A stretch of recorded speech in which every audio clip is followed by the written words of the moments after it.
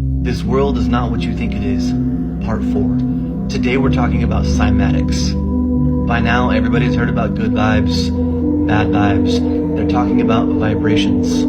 Everything has a vibration. This is going to be a little bit of a deep dive, but I promise you all, if you stick with me, there's a payload at the end that's going to connect a lot of dots for you. Now, I'm going to show you something really quick.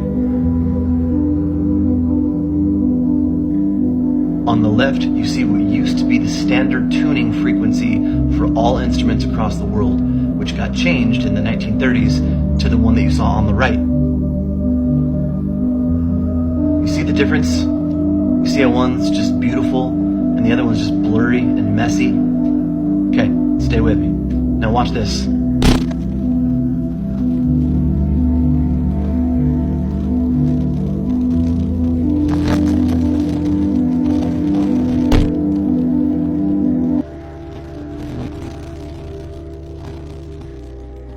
That's literally the vibration from a car stereo, who knows what frequency it is, actually changing the physical form of that car because it's going so hard.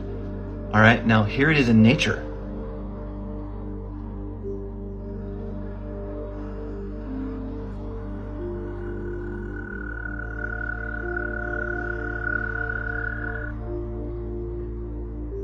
You find these patterns absolutely everywhere. Now I want to show you something else that's going to blow your mind.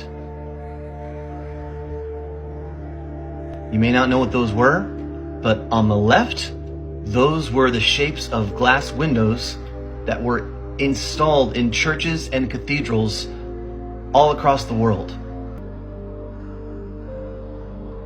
Now, we're all familiar with going to churches to get spiritual healing, but did you ever think that maybe people went to churches to get physical, actual, practical healing?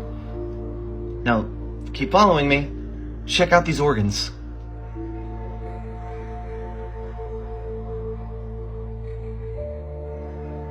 They used to have and still have these organs in tons of churches and cathedrals all across the world.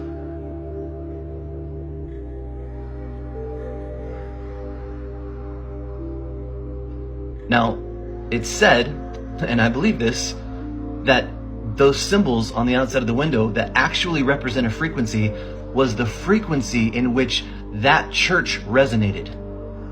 So people would go in there and get healed, a whole body healing. You already saw what it can do to vehicles. How much more so can it do that to our body? How much of our body is made up of water?